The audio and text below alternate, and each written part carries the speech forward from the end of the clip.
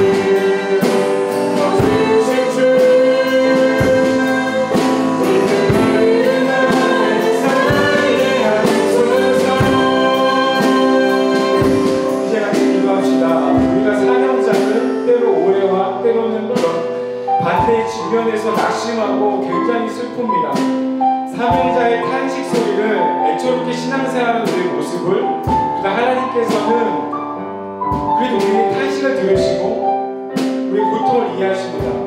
우리가 쉬는 중에 아파하시는 그 한숨을 하나님께서는 바꾸십니다. 왜냐고요? 하나님은 절대 주권자로서 세우기도 하시고 털기도 하시고 또 심기도 하시고 뽑으시기도 하신다는 그 하나님의 주권 속에 이 어지러운 이 역사 속에 그리고 우리 한숨이 있지만은 그래도 뒤척이면서 밤잠을 못 잘지라도 그 시간에 하나님은 새벽에 일어나서 역사하신다는 그 사실을 고백하는 시간이 되었으면 좋겠습니다. 이 시간은 내 마음에 우리 공동체 안에 평안이 임하게 해달라고 같이 통성으로 기도합니다. 기도하겠습니다. 하나님 감사합니다. 우리가 볼수는 우리 삶 속에서 우리 속에서도 하나님께서 자신을 만들어 주옵소서. 하나님 바람같이 아버지 그런 사명자로서 애처롭고 선진하고 탄식하면서 내리면서 울고 있었지만은 아버지 고통 속에 있지만 하나님께서 끝내 그 탄식을 들으시고 아버지 큰 비전을 위해서 큰 일을 역사하는 그런 일이 중요한 것이 아니고 내 현재에 내 오늘의 이 상황이 하나님께서 신실하고 순종할 때 그 마음을 평안을 주신다는 것을 고백하는 그 귀한 청년들 공동체 안에 가여 주옵소서.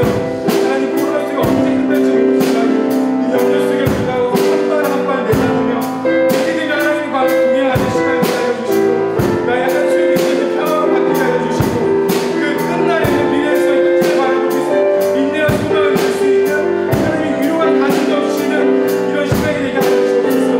하나님 그때의 청년들 마음 각자 소망을 예배의 그 말씀을 사모하는 그 마음 새 힘을 주시고 성령 능력을 주시고 주의 영광을 받게 하여 주옵소서. 이 모든 말씀 하신 예수 그리스도의 이름으로 간절히 기도드립니다.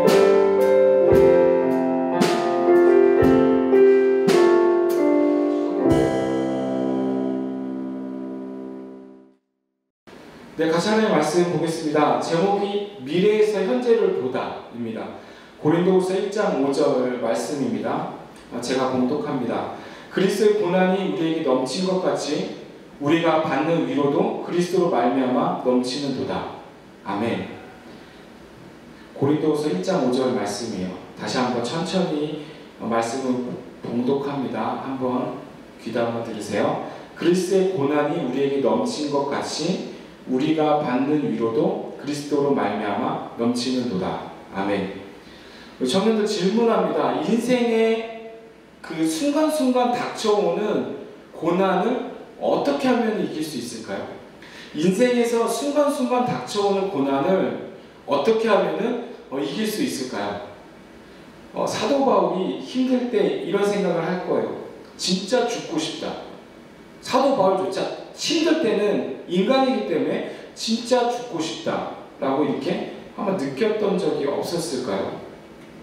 생각해 봤는데 덜어는 있겠을 거라는 생각은 저는 들었습니다. 그런데 우리가 이 프레임 전쟁이라는 말을 들어봤을 겁니다. 프레임 전쟁을 이 말을 듣지만은 이 신앙이라는 거는 그러니까 통째로 프레임을 완전히 바꾸는 것입니다. 신앙이라는 것은 프레임을 완전히 바꾸는 일입니다. 근데 가장 큰 프레임을 바꾸는 게 뭐냐면은 현재를 바라보는 그런 소망의 프레임이라는 거예요. 가장 큰 프레임을 우리가 이제 신앙생활하면서 바꿔야 되는데 현재를 바라보는 그런 소망의 프레임을 바꾼다는 것입니다. 쉽게 말하면은 우리의 인생은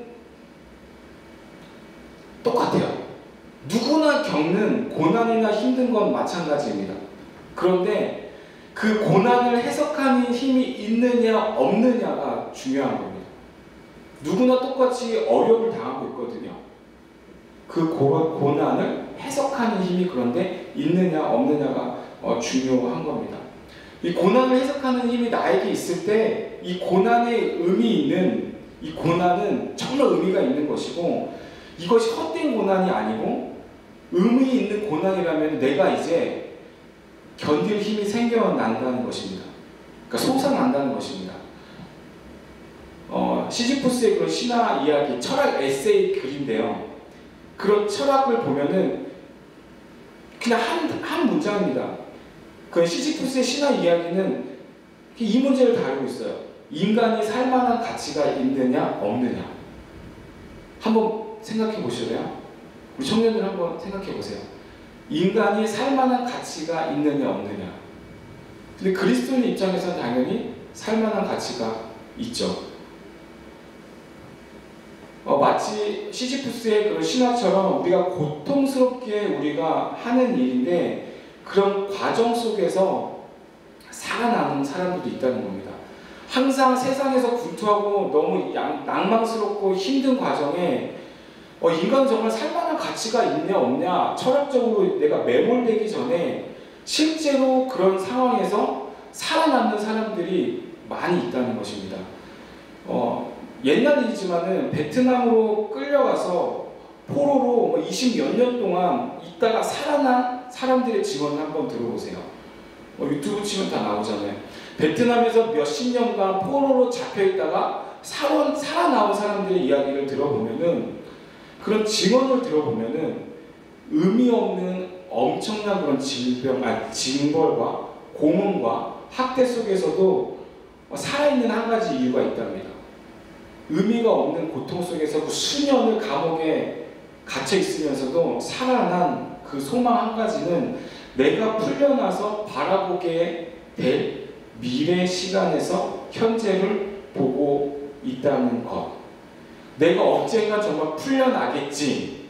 풀려나서 여기서만 나가기만 하면 좀 더 버티고 내 미래 시간에서 현재를 바라보면은 나는 견딜 수가 있어 라는 생각을 가졌다는 것입니다.